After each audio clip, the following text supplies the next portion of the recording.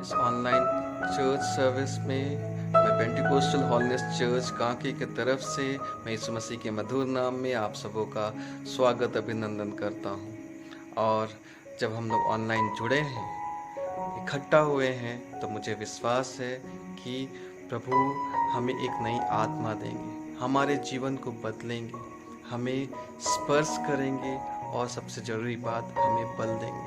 क्योंकि लिखा है यशाया 40वें अध्याय उसके 31 पद में कि जो यहोवा का बाट जोते हैं वे नए बल को प्राप्त करेंगे, वे उकाब की नहीं उड़ेंगे, वे दौड़ेंगे पर श्रमित नहीं होंगे, वे चलेंगे पर थकित नहीं होंगे।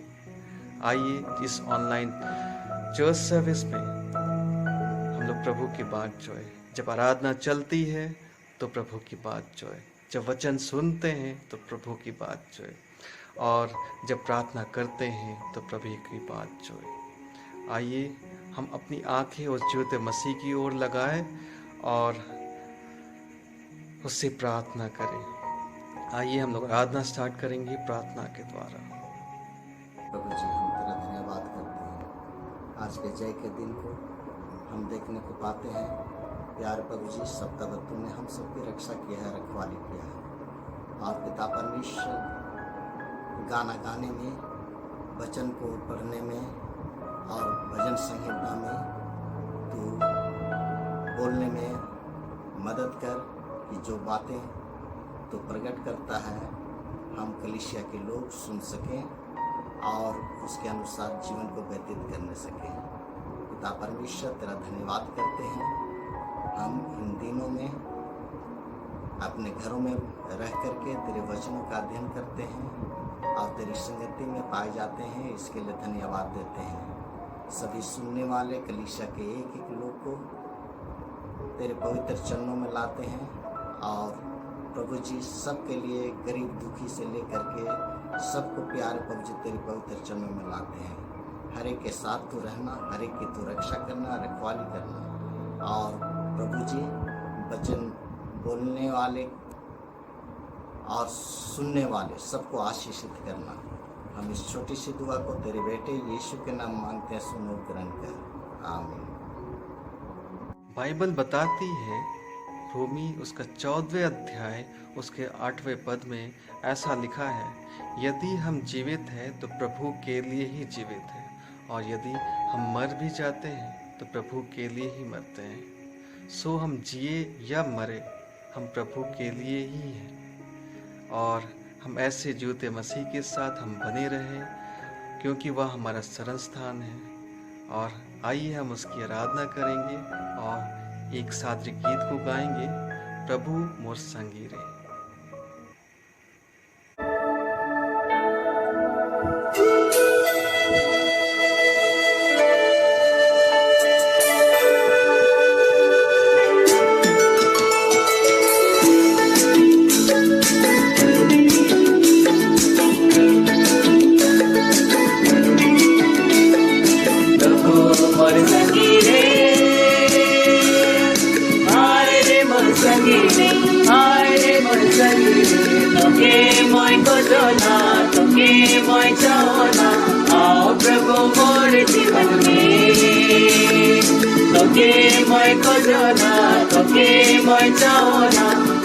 प्रभु मोर जीवन में, प्रभु मोर संगी रे,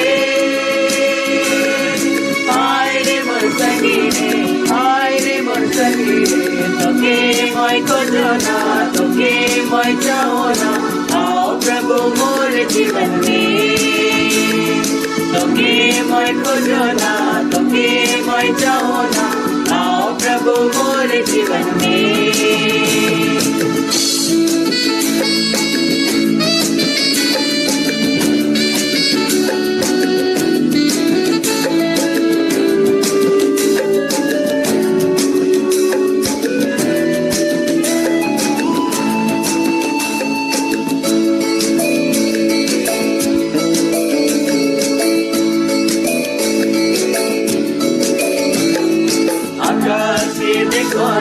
तारी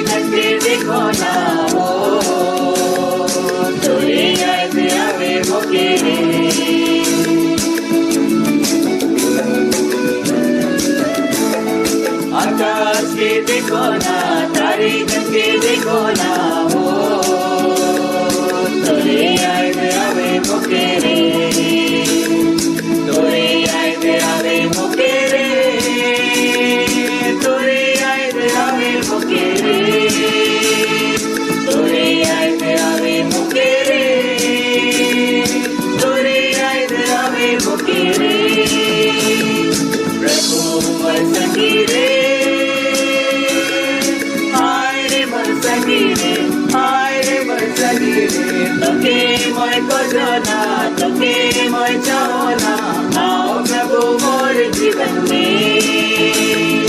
तुके मैं खोजो ना, तुके मैं चाहो ना, आओ प्रभु मोर जीवन में।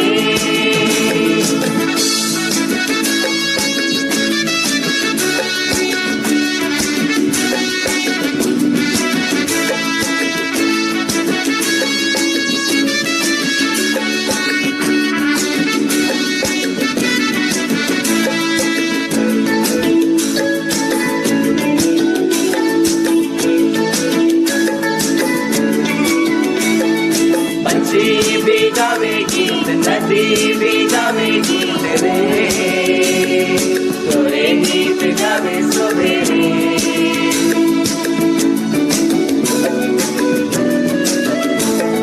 पंछी भी गावे गीत, नदी भी गावे गीत रे, तोरे गीत गावे सवेरे।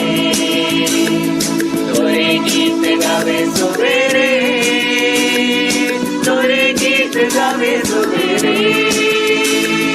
तोरे गीत गावे सवेरे, तोरे गीत गावे सवेरे। प्रभु मोर संगी रे,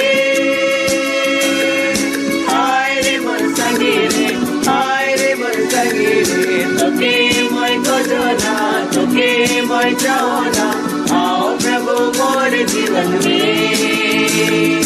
तुके मैं खोजो ना, तुके मैं चाहो ना, आओ प्रभु मोर जीवन में। मोर संगी रे, हाय रे मोर संगी रे, हाय रे मोर संगी रे। तुके मैं खोजो ना, तुके मैं चाहो ना, आओ प्रभु मोर जीवन में। तुके मैं खोजो ना, तुके मैं चाहो ना, आओ प्रभु मोर जीवन में।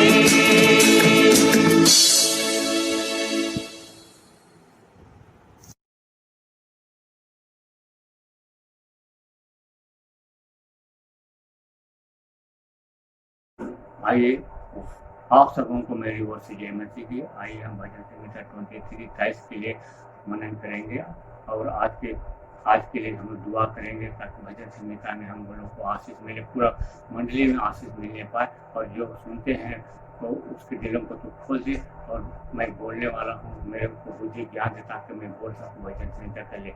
हमारे निवेदन तू कबूल किया है। भजन संहिता 23 को आज हम देखते हैं। भजन संहिता 23 का 1 से हम पढ़ते हैं। यहोवा मेरा चरवाहा है, मुझे कोई घटी नहीं होगी। वह मुझे हरी हरी चराइयों में बैठाता है। वह मुझे सुखदाई जल के झरने के पास ले जाता है। वह मेरे जी में ले आता है। धर्म के मार्गों में वह अपने नाम के निमित्त से मेरी अगुवाई करता है। चाहे मैं घोर अंधकार में से भरी हुई तराई पर होकर चलूं तो भी हानि से ना डरूंगा, क्योंकि तू मेरे साथ रहता है। तेरे सोटे और तेरी लाठी से मुझे शांति मिलती है। तू मेरे सताने वालों के सामने मेरे लिए मेज बिछाता है। तूने मेरे सिर पर तेल मला है, मेरा कटोरा उमड़ रहा है। निश्चय भलाई और करुणा जीवन भर मेरे साथ साथ बनी रहेगी और मैं यहोवा के धाम में सर्वदा बना रहूंगा। हालेलुया। आज की भजन संहिता 23 में हम लोग बातचीत करेंगे और भजन संहिता बोलने में प्रभु मेरे को हिम्मत बुद्धि ज्ञान है। यहाँ पर भजन संहिता बोलता है 23 का 1 में, यहोवा मेरा चरवाहा है, तू मुझे हरी भरी चराइयों में घाटी में ले चलता है। वह मुझे हरी हरी चराइयों के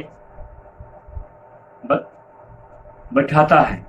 यहाँ पर 23 में पहला वचन में लिखा है, यहाँ पर बात करता है पहला वाला वचन में, हरी भरी चराइयों में हमको चराता है। लेकिन सच्ची दाखलता जो है वो उसमें जो लगा रहता है, वो उसके साथ जुड़ा रहता है वो हरी भरी रहता है और वो सदा हरा भरा दिखता है और उनके दिलों में भी सदा हरा भरा रहता है और सच्ची दाखलता यीशु मसीह है। उसके साथ हम अगर बने रहेंगे, उसके साथ जुड़े रहेंगे तो हम हरी भरी चराई में चरने पाएंगे। यहाँ पर बताता है मुझे हरी भरी चराइयों में बैठाता है, वो हमारे हरी भरी चराई में बैठाने के लिए अगुवाई करता है। और मैं दाखलता हूँ, तुम डालिया हो, जो मुझ में बना रहता है हरदम फलता फूलता रहता है, वास करता है उसके अंदर में। यहाँ पर यदि यदि हम उसमें बने रहेंगे, यीशु मसीह के साथ रहेंगे, उनके दाखलता में हम जुड़े रहेंगे तो कितना सुंदर होगा हमारा जीवन, हमारा रहना उठना बैठना, महफिल में प्रचार करना कितना सुगंधित होगा। यहाँ पर बता रहा है कि दूसरा पर्व, वह मुझे सुखदाई जल के झरने के पास ले जाता है, वह मेरे जी में ले आता है और धर्म के मार्ग में वह अपने नाम के निमित्त मेरी अगुवाई करता है। यहाँ अगुवाई करने के लिए भी करता है। यहाँ इसको ताइस को रानी की पत्री भी बोला गया है। बड़े बड़े साहब से बोले ताइस को रानी की पत्री भी बोलते हैं। ये हम देखें, यदि तुम मुझ में बने रहो तो जो कुछ तुम मांगोगे वो अवश्य मिल जाएगा बोला है। और भजन संहिता 1:3 में लिखा है, वह वृक्ष जो बस्ती नाली के किनारे लगाया जाता है वो हरा भरा और ऋतु आता है तो फल देता है और वो फल सुखदायी होता है। वो फल में एक स्पेशल आशीष रहता है, वो उसको लोग बरकरार करने के लिए हमको एक भजन संगीता में यहोवा मेरा चरवाहा है बोलता है। अगर हम यहोवा के पास सर्वदा रहेंगे तो हम सच्ची दाखलता रहेंगे, तो दाखलता के अंदर ही सब डालियां जुड़ी रहती है और वो कभी भी नहीं मुरझाता है। जो बस्ती नाली पाप के किनारे लगा रहता है सदा हरा भरा, और ऋतु आते ही ऋतु समय पर वह फल देता है। और जो नाली के किनारे लगा रहता है वह कभी भी नहीं मुरझाता है। तो हम अगर वचन के अंदर रहेंगे, वचन के अंदर चलेंगे, वचन के अंदर से हम बातचीत करेंगे और संगति रखते रहेंगे तो हमारा कोई भी चीज नुकसान नहीं होगा। परमेश्वर की दुआ, यीशु मसीह के द्वारा हम हरा भरा सदा रहेंगे। यहाँ पर हरी भरी चराई में चराता है बोलता है। और चाहे मुझको घोर अंधकार भरी हुई तराई में होकर चलूं तो भी हानि नहीं होगा बोलता। अगर हम घोर अंधकार में भी जाते हैं तो उज्जाला में चलने से सब चीज उज्जाला हो जाता है। अगर अंधकार में चलेंगे तो अंधकार ही दिखता है। उज्जाला एक पावर है, उज्ज्वला ज्योति है। यीशु मसीह ज्योति बनकर जगत में आया और हम लोग को पिता परमेश्वर ने अपने समीप ले आया। और ज्योति को पिता पर हम कबूल करने के लिए काफी प्रयास करते हैं और प्रयास करते करते परमेश्वर ने अपना सब चीज को कुर्बान किया। और हम देखते हैं कि 5 नंबर, तू मेरे सताने वालों के सामने मेरे लिए मेज बिछाता है। मेज एक स्पेशल चीज को शो करता है। मेज परमेश्वर के वचन को भी शो करता है। मेज एक सहभागिता को भी शो करता है। हरी भरी चराई में चराता है, मेज के सामने हमको मेज बिछाता है और उसके अंदर हमारा हर जीवन, हर जाने वाले, उठने वाले, बैठने वाले चमकते हैं। और पिता परमेश्वर तू हम लोग को इस भजन संगीता में आशीष किया है। हम जानते हैं पिता परमेश्वर तू मेरे सताने वालों के सामने के लिए क्या मेज बिछाता है। अगर सताने वाला भी बहुत सताएंगे, लेकिन अगर हम यीशु मसीह के डाली में, यीशु मसीह के समीप रहेंगे, उसके दरखत में रहेंगे, उसके डालियां में बने रहेंगे तो हम जो कुछ भी मांगेंगे परमेश्वर यीशु मसीह हमको देने के लिए तैयार है। लेकिन हम मांगते नहीं, लेकिन हम कोशिश करते हैं। और 6 में बोलता है, निश्चय भलाई और करुणा जीवन भर मेरे साथ बनी रहेगी और मैं यहोवा के धाम में सदा सर्वदा बसा रहूंगा। यहाँ बोलता है सदा सर्वदा बसा रहूंगा। जब तक हमारा जीवन, जब तक हमारा सांस चलता रहता है, जब तक हम काम करते रहते हैं, संगति करते रहे, उपासना प्रार्थना में, विनती प्रार्थना में, टेली मीटिंग में और भजन संगीता के लिए पिता परमेश्वर तूने हमको बोलने के लिए आशीष किया है। इसके लिए मैं आपको शुक्रगुजार करता हूँ, धन्यवाद करता हूँ। इस महफिल में जितने हमारे महफिल बैठे हैं पिता परमेश्वर उसको भी तो आशीष कर, ताकि भजन संगीत 23 को हम देखें। इसको रानी की पत्री भी बोला गया है और ये रानी की पत्री स्पेशल चीज को शो करता है। और उसी तरह से पिता परमेश्वर हम तेरे सम्मुख चरवाहे के रूप में हमको चराता है। हरी भरी चराई में हमको चराता है और हम चरने के लिए होने चाहिए, वचन को सुनने चाहिए, दिल को खोल देना चाहिए ताकि हम पिता परमेश्वर हर एक दिल के बातों को तेरे सम्मुख रखने पाओ, सुनाने पाओ, दिखाने पाओ। अपने हृदय सोल को पिता परमेश्वर खोल दे, जवानों को फिर से खोल दे, और जितने यहाँ बच्चे हम लोग सुने पिता परमेश्वर, उसके अंदर तू उपस्थित है। हमारे कहना, हमारा बोलना सबको तू जानता है, और इसके अंदर तू आशीष की बारिश की है। ये छोटी सी दुआ उदार करते यीशु मसीह के नाम से, आमीन। बाइबल बताती है, परख कर देखो प्रभु कैसा भला है। और भजनकार अपने भजन में 19वें अध्याय उसका 10वें पद में लिखते हैं कि वह मधु से और टपकते हुए छत्तों से भी अधिक मधुर है। आइए हम उसकी आराधना करें और हमारे साथ मिलकर गाइए, मोरिसु फूल लेके सुंदर, मधु लेके मीठा बोली उकर।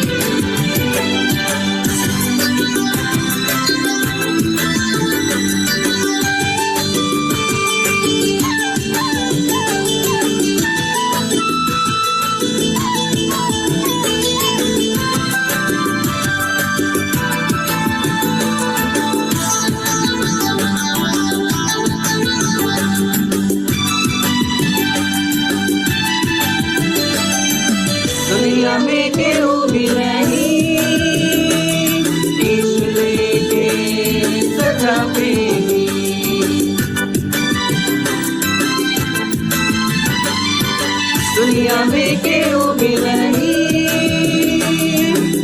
लेके सजा प्रेमी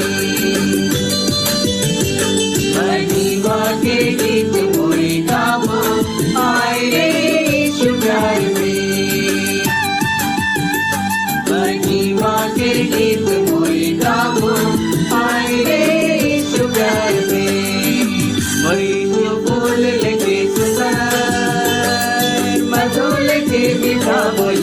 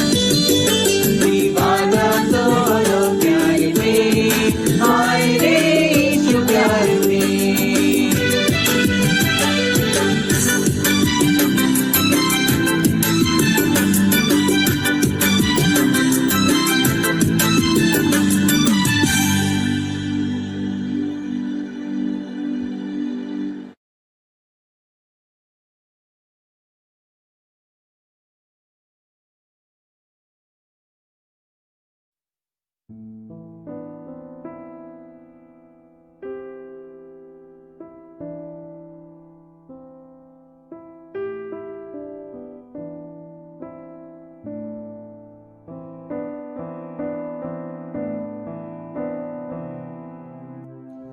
द लॉर्ड। मैं पास्टर सॉल आप सभी लोगों को मसीही नमस्कार कहता हूं। आप सभी लोगों का अभिवादन करता हूं। उस परमेश्वर को धन्यवाद जिसने एक बार फिर से अपनी करुणा के द्वारा हम सबको अब तक बचाए रखा है। और परमेश्वर का वचन कहता है उसकी करुणा प्रति भोर को नहीं होती है।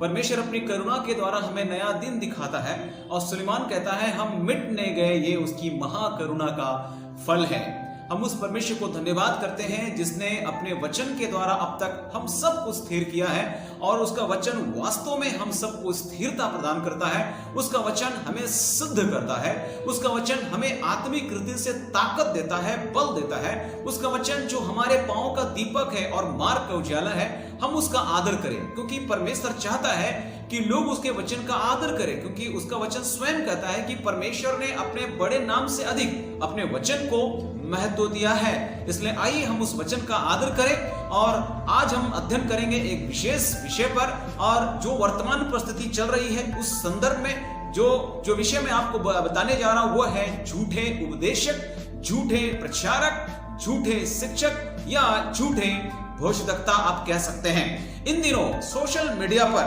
प्रचार करने की, मसीही गीत गाने की, आराधना की, सेवकाई की होड़ सी लगी हुई है सोशल मीडिया पर। और आप जैसे ही सोशल मीडिया में आप ऑन होते हो, जैसे ही आप सोशल मीडिया आप चालू करते हो, आप कई तरह के गीत और संगीत को, संदेश को आप जो है देखते हो, सुनते हो। और कभी कभी समझ में नहीं आता है कि किसको सुने किसको नहीं, कौन सही है कौन गलत है। इन दिनों सभी लोग यूट्यूब में आना चाहते हैं, सोशल मीडिया पर आना चाहते हैं। जिनकी कोई मिनिस्ट्री भी नहीं है वो भी आना चाहते हैं, छा जाना चाहते हैं। वे लोग जो है लोगों के सामने अपना बड़ा नाम चाहते हैं। वे चाहते हैं कि लोग उनको जाने।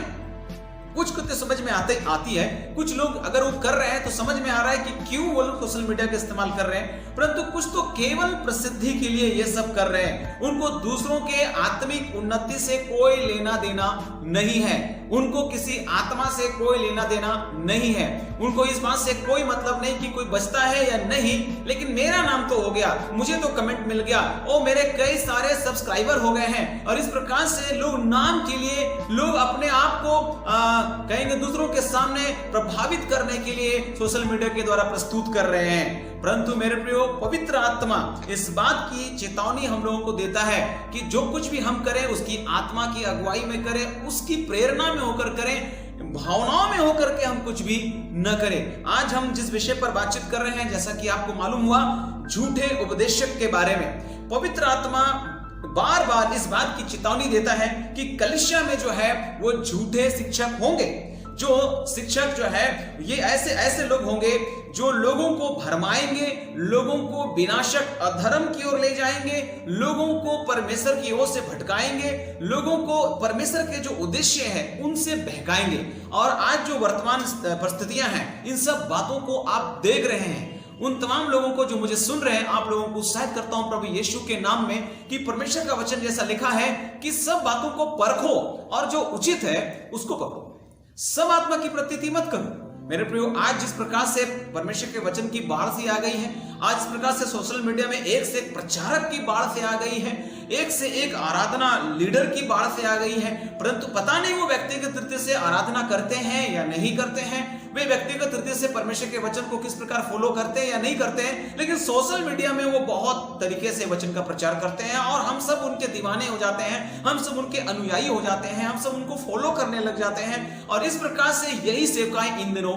चल रही है। और मेरे प्रियो, अगर हम देखें तो परमेश्वर जो आत्माओं को बचता हुआ देखना चाह रहा है, तो वो अभी तक सोशल मीडिया के जरिए से जैसा होना चाहिए वो नहीं हो रहा है। क्यों? क्योंकि जो लोग सेवकाई कर रहे हैं वे बिना आत्मा की प्रेरणा में या खुद को केवल साबित करने के लिए, खुद को केवल हाईलाइट करने के लिए ये सब कर रहे हैं। इसलिए कोई असर नहीं पड़ रहा है, कोई काम नहीं हो रहा है। क्या हो रहा है? सोशल मीडिया में इतने संदेश भरे पड़े हैं और इतने लोग प्रचार कर रहे हैं, इतने लोग आराधना में जो है गीतों को बना करके सोशल मीडिया में छोड़ रहे हैं। कितने लोग आशीषित हो रहे हैं, कितना जीवन टूट रहा है, कितने लोग मन फिरा रहे हैं, कितने लोग पश्चाताप कर रहे हैं, कितने लोग उद्धार पा रहे हैं। यह बात हमको जानना बहुत जरूरी है। आज मेरे प्रियो जिस विषय पर मैं बातचीत कर रहा हूं वो झूठे उपदेशक हैं, फिर एक बार बताना चाहूंगा। और आप जैसा आपको पता चला कि ये जो झूठे शिक्षक हैं, ये जो झूठे लीडर लोग हैं, वर्शिप लीडर हो या यूथ लीडर हो या कई ऐसे लीडर लोग अगुवाई कर रहे हैं, उनके पास बोलने का टैलेंट है, उनके पास एजुकेशन है, उनके पास शिक्षा है, या हो सकता है कि वो चर्च के वो खास मेंबर के बच्चे होंगे, ये लोग लीडिंग पार्ट में हैं, सामने फ्रंट लाइन में हैं। परंतु आप देखेंगे कि परमेश्वर की आत्मा जिस प्रकार लोगों में एक बात को देखना चाहता है वो इनमें नहीं है। परमेश्वर का डर नहीं है, परमेश्वर का भय नहीं है, वो सच्चाई नहीं है। अब जिसने कभी दिल्ली देखी नहीं, जिसने कभी दिल्ली देखा नहीं, और वो व्यक्ति अगर आपको बोलता है कि मैं आपको दिल्ली दिखाऊंगा, तो वो क्या करेगा? वो कुतुब मीनार को ताजमहल बोलेगा, ताजमहल को कुतुब मीनार बनाकर बता करके आपको समझा देगा, है ना, क्योंकि उसने खुद कभी दिल्ली देखा ही नहीं। अगर वो आगरे का किला देखेगा तो बोलेगा ये लाल किला है, क्योंकि वही पत्थर, लाल किला जिस पत्थर से बना है, आगरे का किला भी वही पत्थर से बना है। मेरे प्रियो, आपको दिल्ली कौन ले जाएगा? जिसने कभी दिल्ली देखी। आपको परमेश्वर की उपस्थिति में कौन ले जाएगा? जो खुद परमेश्वर की उपस्थिति में बैठा है, जो खुद उस अनुभूति को पाया है, वही व्यक्ति आपको उस अनुभव तक ले जाएगा। ऐसे एरो वेरो तो बहुत लोग आने वाले हैं। सो इन सब बातों से सावधान रहने की आपको जरूरत है। तो मैं कुछ चेतावनियों को जो इसके संदर्भ में बाइबल में दी गई है आपके सामने रखना चाहूंगा। मेरे प्रियो, हम जब बाइबल में यीशु मसीह के संदर्भ में देखेंगे तो मत्ती रचित सुसमाचार उसका 24 अध्याय और उसका 11 पद, और उसके बाद मत्ती 24 का ही 24 और 25 पद ऐसा लिखा है, हम उसको आपके लिए पढ़ना चाहेंगे। वहां पर ऐसा लिखा है कि 11 पद में बहुत से झूठे भविष्यद्वक्ता उठ खड़े होंगे और बहुतों को भरमाएंगे। याद रखिएगा। और उसके बाद जब आप उसका 24 और 25 पद पढ़ेंगे तो लिखा है, क्योंकि झूठे मसीह और झूठे भविष्यद्वक्ता उठ खड़े होंगे और बड़े चिन्ह और अद्भुत काम दिखाएंगे कि यदि हो सके तो चुने हुओं को भी भरमा दे।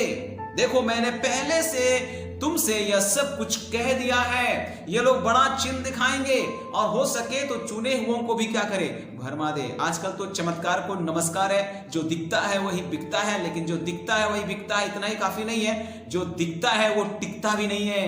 परमेश्वर का वचन कहता है अनदेखी वस्तुओं का प्रमाण है उसका विश्वास। दिखावटी की कोई जरूरत नहीं है मेरे प्रियो, और इसलिए इन सब बातों से आपको सावधान रहने की जरूरत है। सबसे पहली बात, जो पहली चेतावनी है, यीशु मसीह ने खुद इसके संदर्भ में दिया है कि झूठे उपदेशक लोग आएंगे, झूठे मसीही आएंगे, झूठे भविष्यद्वक्ता खड़े होंगे, अद्भुत अद्भुत काम दिखाएंगे। क्या चिन्ह और चमत्कार के साथ आजकल कई लोग सोशल मीडिया में छाए हुए हैं। और देखिए, वे लोग यीशु मसीह को ना प्रकट करके खुद को प्रकट कर रहे हैं, खुद को प्रमोट कर रहे हैं, खुद को हाईलाइट कर रहे हैं, खुद की प्रसिद्धि चाह रहे हैं। क्या यही सेवकाई है हमारी? यीशु मसीह कहीं चुप कर रह गए हैं, उसका वचन कहीं चुप कर रह गया। लोग एक व्यक्ति को जान रहे हैं, यीशु मसीह को लोग नहीं जान रहे हैं। लोग बोलते वाह उसने क्या चंगाई की, वाह उसने क्या प्रचार किया, वाह उसने क्या किया। लोग मसीह को भूल जा रहे हैं, लोग एक व्यक्ति को देख रहे हैं। यही हो रहा है। यीशु मसीह ने पहले से हम लोगों को इसके संदर्भ में सावधान किया है। आपने सुना होगा कुछ लोग कुछ ज्यादा ही ऐसा बोलते हैं कि प्रभु मुझसे ये कह रहा है, प्रभु आज मुझे ये बता रहा है, प्रभु आज मुझे ये करने के लिए बोला है। जो प्रभु प्रभु के नाम से जब आता है ना तो डर लगता है। ऐसे भविष्यद्वक्ताओं से सावधान रहिएगा। इतना आसान है प्रभु की आवाज को सुनना कि कभी भी खाते पीते समय भी क्या प्रभु बताता है क्या खाना है क्या पीना। ऐसा भी हो रहा है आजकल, प्रभु हमको ये खाने के लिए मना किया, प्रभु हमको वो खाने के लिए बोला है, प्रभु हमको वो करा। अरे हर बात में प्रभु का नाम क्यों लेते हो? संसार में इतना आत्मिक क्यों बनते हो, है ना? ये सारी चीजें आज हो रही है मेरे प्रियो। प्रभु यीशु मसीह ने पहले से हमें सावधान किया है। सुसमाचार में अगर आप जाएंगे तो 14 बार ऐसे मामले आए जहां पर यीशु मसीह ने लोगों को झूठे शिक्षक, झूठे मसीह और झूठे भविष्यद्वक्ताओं से सावधान रहने को कहा है। तो पहली चेतावनी यीशु मसीह की है। पहली चेतावनी जो है वो यीशु मसीह की है। दूसरी चेतावनी जो है पौलुस ने दी है। जब हम पवित्र आत्मा के द्वारा पौलुस जो है उभारे गए, उस संदर्भ को देखेंगे तो आप ऐसा पढ़ेंगे। जब हम दूसरा थिस्सलुनी उसका 2 अध्याय और उसका 7 वचन पढ़ेंगे, दूसरा थिस्सलुनी उसका 2 अध्याय और उसका 7 वचन, तो वहां पर आप उस बात को पाएंगे। यहां पर ऐसा लिखा है, पौलुस कहता है परमेश्वर की आत्मा की प्रेरणा में, क्योंकि अधर्म का भेद अब भी कार्य करता जाता है, पर अभी एक रोकने वाला है और जब तक वह दूर ना हो जाए वह रोके रहेगा। वो काम कर रहा है। अधर्म का भेद इस संसार में काम कर रहा है। पौलुस सतर्क कर रहा है कलीसिया को, पौलुस अपने लोगों को सतर्क कर रहा है कि ऐसा होगा। और उसके बाद जब आप तिमोथी में जाएंगे, पहला तिमोथी 4 अध्याय और उसका 1 वचन, तो वहां पर ऐसा लिखा है, परंतु आत्मा स्पष्टता से कहता है कि आने वाले समयों में कितने लोग भरमाने वाली आत्माओं और दुष्ट आत्माओं की शिक्षाओं पर मन लगाकर विश्वास से बहक जाएंगे। हाँ मेरे प्रियो, कई लोग अपना व्यक्तिगत विश्वास इसके चक्कर में छोड़ेगा, इसके चलते छोड़ेगा। लोग भरमाने वाली आत्मा और झूठे सिद्धांतों और झूठे शिक्षाओं को फॉलो करेंगे, चमत्कार को फॉलो करेंगे। लोग ऐसे तड़क भड़क में आने वाले सेवकों को फॉलो करेंगे, सोशल मीडिया में, टेलीविजन में आने वाले लोगों को फॉलो करेंगे। और आज स्थानीय कलीसिया में एक पासवान पसीना बहाकर, आंसू बहाकर, न जाने किन किन दुखों के साथ सेवकाई कर रहा है, लोग उसका अनुसरण नहीं करेंगे, लोग उसका नाम नहीं करेंगे। हर परिस्थिति में वो हमारे साथ रहता है। मेरे प्रिय, इस बात को कभी मत भूलिए कि आप एक कलीसिया के सदस्य हैं, और जिस कलीसिया में आप हैं वहां पर जो अगुवे हैं, जो पास्टर हैं, जो शिक्षक हैं, वो आपको कितना मेहनत करके सिखाते हैं, है ना। हो सकता है उनके पास वो तड़क भड़क ना हो सकता है आज जो कई अन्य सेवकों के पास है वो शायद उनके पास ना हो, कोई मतलब नहीं, लेकिन उन्होंने आपको उद्धार का वचन दिया है, उन्होंने आपको परमेश्वर के पास लाया है, तो आप उसकी सेवकाई को कैसे भूल सकते हैं। उसने आपको जीवन का समाचार दिया, उसने आपको मसीह से मिलाया है। मेरे प्रिय, सावधान रहिएगा। पौलुस ने भी हम लोगों को चेतावनी दी है कि इस प्रकार से होगा, भरमाने वाले लोग आएंगे, दुष्ट आत्माओं की शिक्षाओं की ओर वो ले जाएंगे, वो अपने ही लाभ के लिए आपको जो है ना अपनी ओर खींचेंगे। तो पतरस ने भी इस बात की चेतावनी दी है। आप दूसरा पतरस 2 अध्याय खोलेंगे तो वहां पर भी आप इस बात को पाएंगे। दूसरा पतरस और उसका 2 अध्याय, उसका 1 पद से लेकर 3 पद तक हम पढ़ेंगे। ध्यान से सुनिएगा परमेश्वर का वचन को। यहां लिखा है, जिस प्रकार उन लोगों में झूठे भोजकर्ता थे, उसी प्रकार तुम में भी झूठे उपदेशक होंगे, जो नाश करने वाले पाखंड का उद्घाटन छिप छिप कर करेंगे, और उस स्वामी का जिसने उन्हें मोल लिया है इनकार करेंगे, और अपने आप को शीघ्र विनाश में डाल देंगे। बहुत से उनके समान लुचपन करेंगे, जिनके कारण सत्य के मार्ग की निंदा की जाएगी। और उसका लिखा है, वे लोग के लिए बातें गढ़कर तुम्हें अपने लाभ का कारण बनाएंगे, और जो दंड की आग है उन पर पहले से हो चुकी है, उसके आने में कुछ भी देर नहीं, और उनका विनाश ऊँघता नहीं है। मेरे प्रियो, ये होने वाला है। हाँ, बहुत सारे ऐसे लोग होंगे जो आपको अपने लाभ का कारण बनाएंगे। जानते हैं आज बहुत सारे सेवक लोग आपको प्रॉफिट के रूप में देखते हैं। वे एक आत्मा को परमेश्वर के पास ले आए, ऐसा वो लोग नहीं देख रहा है। आपको एक प्रॉफिट के रूप में देख रहा है कि आप जो है उसका लाभ का कारण बनेंगे, आप उसके व्यक्तिगत उन्नति का कारण बनेंगे, आप उसके आर्थिक उन्नति का कारण बनेंगे। ऐसा लोग आपको समझते हैं। जब आपको देखता है तो वो पैसा देखता है, वो आपको देखता है तो जीवन नहीं, आपको जब देखता है तो पैसे के रूप में आपको देख रहा है। चौथी चेतावनी जो हम आपसे बात करने चाहेंगे, लेकिन उससे पहले हम और एक पतरस के संदर्भ को पढ़ेंगे जो हम लोग को 2 अध्याय उसका 15 वचन में मिलता है। वहां पर लिखा है कि वे सीधे मार्ग को छोड़कर भटक गए हैं, और बाओर के पुत्र बिलाम के मार्ग पर हो लिए हैं, जिसने अधर्म की मजदूरी को प्रिय जाना है। आप सब जो है बिलाम के बारे में जानते हैं। धन के मोह माया में परमेश्वर ने उसे भविष्यवाणी करने से रोका। परमेश्वर ने उसको बोला था कि तुम उस राजा के बात में आकर के इजराइलियों को श्राप मत देना, क्योंकि मैंने उनको आशीष दी है। लेकिन जैसे जैसे धनंजय लोग उसके पास आते गए, पैसे वाले लोग आते गए, वो बोला हम प्रभु से पूछ लेते हैं हम जाए कि ना जाए। अरे प्रभु ने एक बार बता दिया कि नहीं जाना, फिर क्यों प्रभु से बार बार पूछते हो, है ना। पैसे का लालच बिलाम को आ गया था, और आप जानते हैं कि बिलाम का उसको क्या खामियाजा भुगतना पड़ा, है ना। पैसे के लिए वो काम कर रहा था, रुपये के लिए वो काम कर रहा था। आज लोग सेवकाई पैसे के लिए करना चाहते हैं, धन के लिए करना चाहते हैं। प्रभु का वचन कहता है, मेरे राज और धार्मिकता की खोज करोगे तो सारी वस्तु तुझे मिल जाएगी। क्या ये वचन उनको पता नहीं है? पता है, फिर भी वे पैसे के लिए काम करते हैं, धन के लिए काम करते हैं। बिलाम की मिनिस्ट्री में आज लोग लगे हुए हैं। वे लोग जरूर भविष्यवाणी कर सकते हैं, नो डाउट, कोई संदेह नहीं कि वे परमेश्वर के वचन को नहीं समझते, नहीं जानते। वे अच्छा प्रचार कर सकते हैं, अच्छा रेवलेशन दे सकते हैं, परंतु बाइबल बताती है हर एक आत्मा की प्रतीति मत करना। आपको जानना होगा सही क्या है, गलत क्या है। आपके लोकल पास्टर शायद वैसी भविष्यवाणी नहीं कर पा रहा, शायद उस प्रकार से प्रचार नहीं कर पा रहा, शायद वैसे गाना नहीं गा पा रहा, शायद उसको गिटार बजाने नहीं आता है, शायद उसको कीबोर्ड बजाने नहीं आता है। कोई बात नहीं। आपका जीवन जब बदला था तो क्या गिटार से बदला था? आपका जीवन जब बदला था तो क्या कीबोर्ड से बदला था? आपका जीवन जब बदला था तो वचन से बदला था, जो शायद मामूली सा और अदना सा सेवक ने प्रचार किया था, लेकिन उसने जो प्रचार किया था वो परमेश्वर का वचन प्रचार किया था। महत्वपूर्ण है परमेश्वर का वचन। तड़क भड़क की सेवकाई से सावधान रहिएगा मेरे प्रिय। तो ये तीसरी चेतावनी जो है वो पतरस की थी बाइबल में, और चौथी चेतावनी जो है यूहन्ना की है। आइए हम यूहन्ना की चेतावनी को पढ़ेंगे जो हम लोग को मिलता है पहला यूहन्ना 2 अध्याय उसका 18 और 19 वचन। पहला यूहन्ना 2 अध्याय उसका 18 और 19 वचन। वहां पर ऐसा लिखा है, हे लड़कों, यह अंतिम समय है, और जैसा तुमने सुना है कि मसीह का विरोधी आने वाला है, और उसके अनुसार अब भी बहुत से मसीह विरोधी उठ खड़े हुए हैं, इससे हम जानते हैं कि यह अंतिम समय है। वे निकले तो हम ही में से हैं, याद रखिएगा, वो निकले तो हम ही में से हैं, पर हम में के थे नहीं, क्योंकि यदि वे हम में के होते तो हमारे साथ रहते, पर निकल इसलिए गए कि अब प्रकट हो कि वह हम में के नहीं है। हम में से निकल करके कितना लोग बड़ा बड़ा प्रचारक बन गया है, बड़ा बड़ा जो है वो अगुआ बन गया है, वो बहुत बड़ा सेवक बन गया है, हीलर बन गया है, कन्वेंशन स्पीकर बन गया है, लेकिन कभी किसी की अधीनता स्वीकार नहीं किया, कभी आत्मा के फल को प्रकट नहीं किया। तो कैसे उसको हम सही मसीह बोल सकते हैं, कैसे उसको हम सही अगुआ बोल सकते हैं, जो अपने अपने अपने जो सेवक जो जिनके द्वारा वो वचन को सुना है, जिनके द्वारा वो बचा है, उसकी अधीनता को स्वीकार नहीं किया। अरे ठीक है, आप सेवक बन गए, आप सेवकाई कर रहे हैं, कम से कम उस पास्टर को तो इज्जत करो, है ना। तो इस प्रकार की सेवकाई चल रही है, तड़क भड़क की सेवकाई चल रही है, सब सोशल मीडिया में आना चाहता है, हर बात को फेसबुक में, हर बात को वो लोग जो है ना अपने सोशल मीडिया में वो लोग लाना चाहते हैं। उठे, hello friends, good morning, praise the Lord, अभी मैं मुंबई में हूं, अभी मैं यहां में हूं, अभी मैं वहां रहे हो, हर बात को बताने जरूरत है। तुम कहां हो, क्या बताना चाहते हो तुम, है ना। सो मेरे को इस प्रकार की सेवकाई अभी चल रही है। तो पहला यूहन्ना 2:18-19 में भी हम लोगों ने इस बात को पढ़ लिया। वहां पर भी जब आप 4 का 1 पद पढ़ेंगे पहला यूहन्ना में, तो वहां पर लिखा है, प्रियो हर एक आत्मा की प्रतीति ना करो,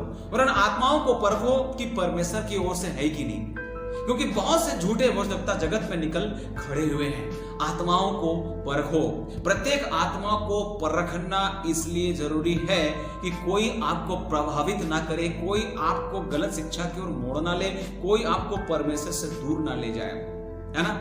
वे चमत्कार के नाम पर, वे कई तरह के सफल सेवकाई के नाम पर कि हमारा मिनिस्ट्री ऐसे चल रहा है, वैसे चल रहा है, उस नाम पर आपको अपनी ओर खींचने का प्रयास करेंगे। आपको सावधान रहना है। अभी आपको कौन सा सुनना है, किसकी सुनना है, किसको फॉलो करना है, किसका फॉलोवर बनना है, किसको सब्सक्राइब करना है। प्रभु से प्रार्थना करें, प्रभु मैं इसको सब्सक्राइब करूं या ना करूं, प्रभु मैं इसको फॉलो करूं या ना करूं। आप प्रभु से पूछिए। बाइबल बताती है, बहुत तरह उपदेशक बटोर लेंगे, लेकिन सत्य सबने कान को फेर लेंगे। कथा कहानियों पर मन लगाएंगे, खुजली मिटाने के लिए लोग वचन सुन रहा है इन दिनों, या डर से वचन सुन रहा है, इसका भी सुन लेते हैं, उसका सुन लेते हैं, क्या जाने कहां से उद्धार हो जा रहा है। उद्धार कोई व्यक्ति नहीं देगा, उद्धार परमेश्वर का वचन देगा ना। तो हर एक आत्मा की प्रतीति मत करिए। 5वीं चेतावनी जिसने दी है वो है यहूदा।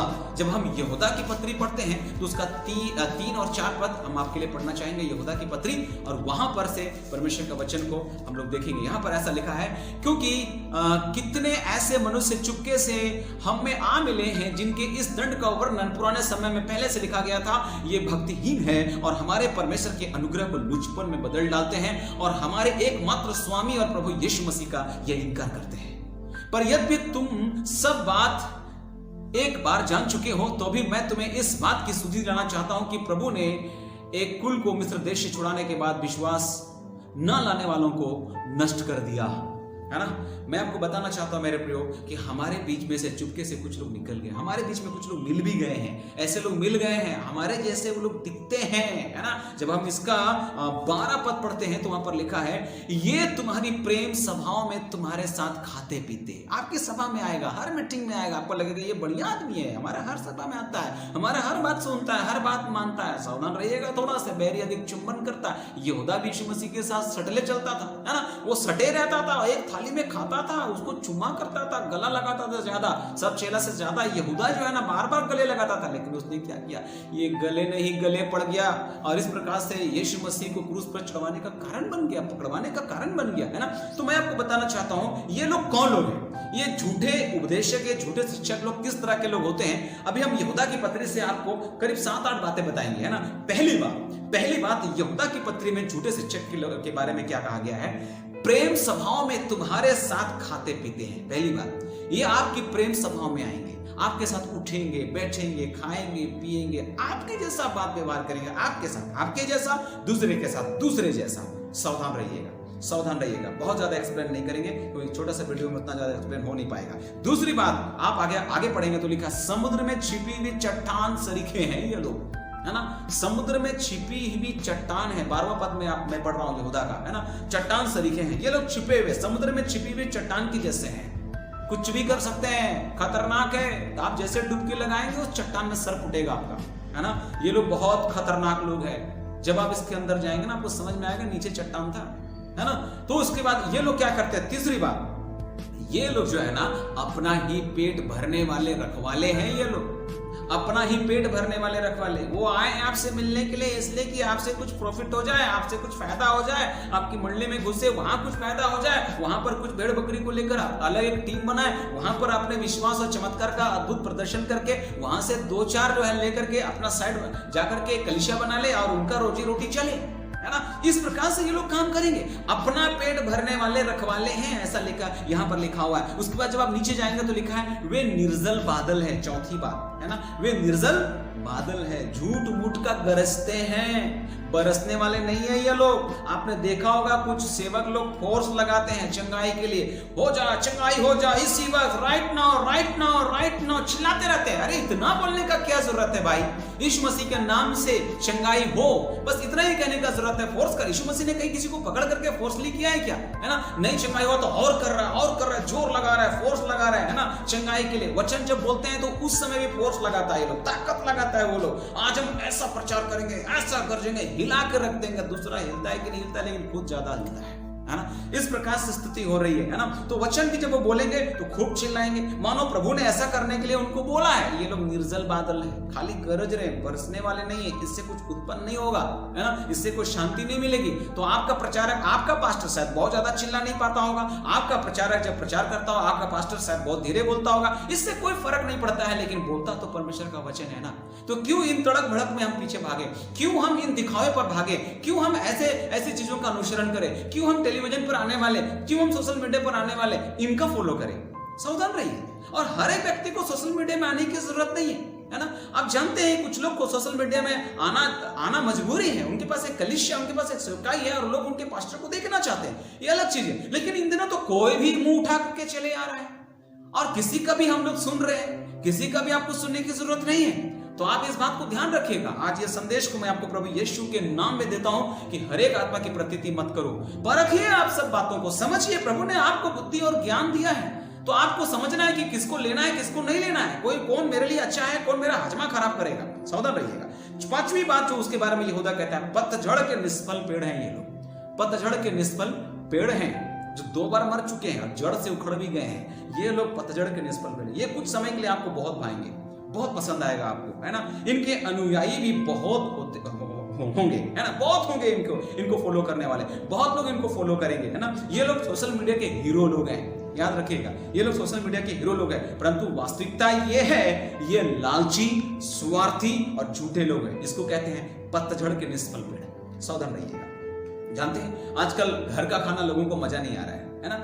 मैं कई बार लोगों को बताता हूं, घर का खाना मजा नहीं आता है। कहां का खाना मजा आता है? सड़क में बिकने वाला, चौक में बिकने वाला, ठेला में बिकने वाला, रेस्टोरेंट में बिकने वाला। ये जो फास्ट फूड होता है ना, लोग उसको बड़े चाव से खाते हैं, लेकिन उससे शरीर को ताकत नहीं मिलता। याद रखिएगा, ये हेल्थ के लिए खराब होता है, स्वास्थ्य के लिए खराब होता है, ये सब लोग जानता है। फास्ट फूड क्या करेगा? आपके शरीर को ताकत देगा? नहीं। घर में बनी हुई रोटी, घर में बनी हुई चावल, घर में जो खाना बन रहा है वो आपके शरीर को ताकत देगा कि चौराहे में जो मिलने वाला भोजन, होटल में मिलने वाला भोजन, ये फास्ट फूड? सावधान रहिएगा। बाहर का खाना बहुत अच्छा लगता है। इन दिनों कलीसिया में भी बाहर का खाना लोगों को बहुत अच्छा लग रहा है ना।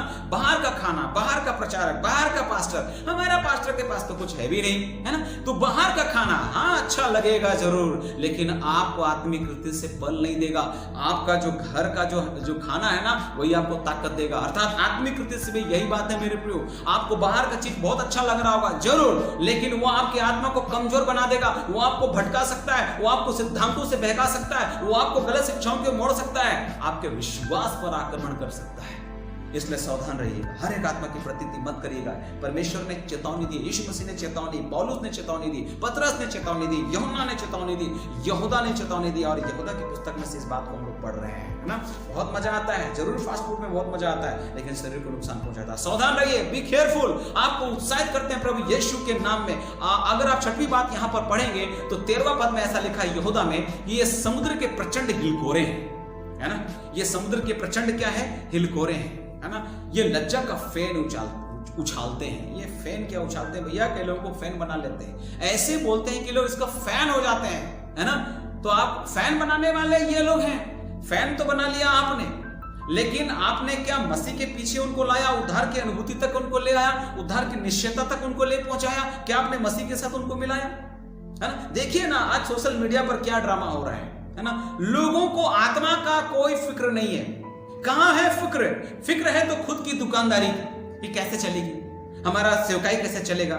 अगर आदमी नहीं होगा, आदमी दान नहीं भेजेगा तो मेरा कैसे चलेगा? अपना भी कैसे चलेगा? लोग कैसे सोशल मीडिया में आते हैं, कैसे बन ठन करके सिंहासन पर बैठ करके आते हैं, 4 तो बॉडीगार्ड भी रखते हैं ये लोग, है ना। तो इस प्रकार से लोग सेवकाई कर रहे हैं। कहां है मन फिराव का संदेश? कहां है उद्धार का संदेश? कहां है न्याय का संदेश? कहां है वो सुसमाचार जो जिंदगी बदलता है? सुसमाचार में उद्धार के निमित्त परमेश्वर के सामर्थ्य है बोलता है पौलुस, लेकिन वो सुसमाचार कहां गया? आज केवल लोगों को क्या बताया जा रहा है? चंगाई। लोगों को क्या बताया जा रहा है? आशीष। लोगों को क्या दिया जा रहा है? सहानुभूति। बस यही संदेश। उनका हर संदेश में चंगाई है, उसका हर संदेश में आशीष है, उनका हर संदेश में सहानुभूति है। कहां है उद्धार का संदेश? कहां है मन फिराव का संदेश? कहां है न्याय का संदेश? ये जरूरी है मेरे प्रिय, है ना, क्योंकि उनको मालूम है अगर उन संदेशों को हम देंगे तो उसका बिजनेस फल फूल नहीं सकता है। इसी को बोलते हैं समुद्र के प्रचंड हिलकोरे। 7वीं बात जो वहां पर लिखा हुआ है, जब आप पढ़ेंगे 13 पद में, ये डवाडोल तारे हैं। ये डवाडोल तारे कभी स्थिर नहीं होंगे। आज यहाँ है, कल वहां है। आज यहाँ लूट के गया, कल परसों वहां लूट के जाएगा, है ना। हर व्यक्ति को वो लोग अपने बिजनेस के रूप में देखते हैं। मैंने बताया कि पैसे के रूप में जब वो लोगों को देखते हैं तो पैसा देखते हैं लोगों में। वो यीशु की भीड़ के रूप में लोगों को नहीं देख रहे हैं। वो देख रहे हैं कि यहां मेरा पैसा है, अभी यहां है, कल कहां होगा मालूम नहीं। वो लोगों को बोलेंगे मुझे बुलाओ, मुझे बुलाओ, आपका गांव में हम आना चाहते हैं, देखिए उसके प्रभु का काम, देखिए ऐसा है वैसा है। और हर बात में प्रभु हमको ऐसा बता रहा है ब्रदर, मैं देख रहा हूं ब्रदर। क्या देखोगे जी तुम, है ना। तो ये सेवकाई चल रहा है मेरे प्रभु, क्योंकि ये डवाडोल तारे हैं। आपको लगेगा ये लोग कितने बिजी हैं, आपको लगेगा ये लोग कितना प्रभु का काम कर रहे हैं, आपको लगेगा ये लोग कितने छाए हुए हैं, लेकिन सच्चाई ये नहीं है मेरे प्रभु। ये लोग खुद को स्टार मानते हैं जरूर, है ना। वो लोग बोलते हैं मुझसे बेहतर कोई नहीं, मुझसे बेहतर कोई प्रचारक नहीं, मुझसे बेहतर कोई गा ही नहीं सकता है। अपने आप को लोग प्रमोट करते हैं, पर हैं डवाडोल तारे। याद रखिएगा ये लोग डवाडोल तारे हैं।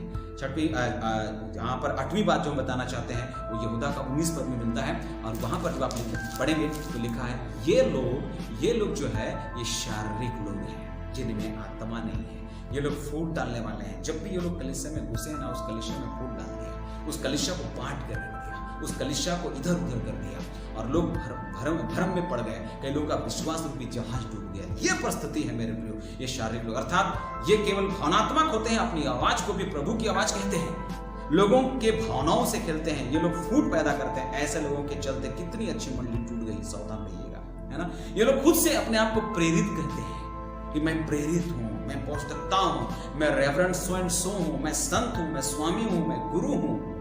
ऐसे बताने वाले लोग हैं, आपको इसे सावधान रहना। ये शारीरिक लोग हैं जिनमें आत्मा नहीं, लोग फ्रूट डालने वाले लोग। अब ये सवाल है कि क्या आप ऐसे लोगों को फॉलो कर रहे हैं? क्या आप ऐसे लोगों को अनुसरण कर रहे हैं? अगर आप कर रहे हैं तो आपको हम सावधान करना चाहते हैं। सावधान, घर का बना हुआ खाना खाइए, स्थानीय कलीसिया में जुड़े रहिए, बेतलहम को मत छोड़िए। बेतलहम में हो सकता है अकाल आ सकता है, शायद वहां अच्छा भोजन ना मिले, लेकिन मुआब भागने की चेष्टा मत करिएगा। एक फैमिली मुआब भागा था बेतलहम को छोड़ करके। कौन सा फैमिली? एलीमेलेक, उनकी पत्नी नओमी, ये लोग छोड़ करके भागे थे। रूत की पुस्तक में 1 अध्याय में जब आप जाइएगा तो वहां पर आप उस पूरा कहानी को 1 अध्याय 1 से लेकर 5 पद, वहां पर क्या हुआ? एलीमेलेक गया वहां मर गया, दोनों बेटे मर गए, और नओमी जो है अपने पति से और पुत्र से भी रहित हो गई। क्यों? बेतलहम को छोड़ करके गए। अपना बेतलहम को मत छोड़िए। हो सकता है वहां अकाल, हो सकता है वहां भोजन जैसा मिलना चाहिए ना मिले, लेकिन अपना बेतलहम को छोड़ के मत जाइए। वहां भरा भरा दिख रहा है जरूर, लेकिन शायद वहां पर आपकी जिंदगी नहीं है, मुआब में आपकी जिंदगी नहीं है। पूरे घटनाक्रम को रूत की पुस्तक 1 अध्याय 1 से लेकर 5 पद में आप लोग जरूर पढ़िएगा। प्रभु आप लोगों को सद्बुद्धि प्रदान करे, सब बातों को परखिए। एक बार फिर से मैं आपसे कहना चाहता हूं, जो उचित है उसको पकड़ लीजिए। मैं एक बार फिर से कहना चाहता हूं, जरूर जो दिखता है वही बिकता है, पर यह भी याद रखें जो ज्यादा दिखता है वो ज्यादा टिकता भी नहीं है ना। चमत्कार के पीछे भागने से अच्छा है कि प्रभु और उसके वचन के पीछे आप भागें। झूठे शिक्षकों को परखिए। कैसे परखेंगे आप? मैं आपको बताना चाहता हूं। नंबर 1, प्रार्थना में जीवन है या नहीं है, आत्मा के फल को लोग प्रकट कर रहे हैं या नहीं। नंबर 2, उद्देश्य को जांचिए, है ना। आत्मा बचाना उद्देश्य है कि खुद की उन्नति उद्देश्य है? जांचिए। विश्व समाचार और आत्माओं को जीतने की बात को लेकर के सेवकाई कर रहे हैं या कुछ और है कारण? नंबर 3, जीवन और संदेश में फल को परखिए। उनके जीवन में और संदेश में फल को परखिए, वो फल है या नहीं है। चौथी बात, प्रचार वचन पर आधारित है या नहीं। आप बाइबल पढ़ते हैं, आपके पास बाइबल है, आप जांचिए ना वचन से, है ना। 5वीं बात, प्रभु के धन के प्रति वो लोग ईमानदार है या नहीं। उस धन का वो लोग कैसे इस्तेमाल करते हैं जो लोगों के द्वारा दिया जाता है दान के रूप में? क्या करते हैं वो लोग? केवल अपने लिए वो लोग उसको इस्तेमाल कर रहे हैं? इन बातों को जरूर गौर कीजिएगा। मैं आप सभी लोगों को उत्साहित करता हूँ प्रभु यीशु के नाम में। अपने संदेश को यहाँ विराम देना चाहता हूँ। हमारे जो जवान लोग देख रहे हैं, सावधान रहिएगा। सोशल मीडिया का ज़्यादा आप इस्तेमाल कर रहे हैं, सतर्कता के साथ करिए, सावधानी से करिए। प्रभु आप लोगों को बहुत आयत के साथ आशीष प्रदान करें। धन्यवाद कि आपने मुझे सुना। आप सभी लोगों को जय मसीह।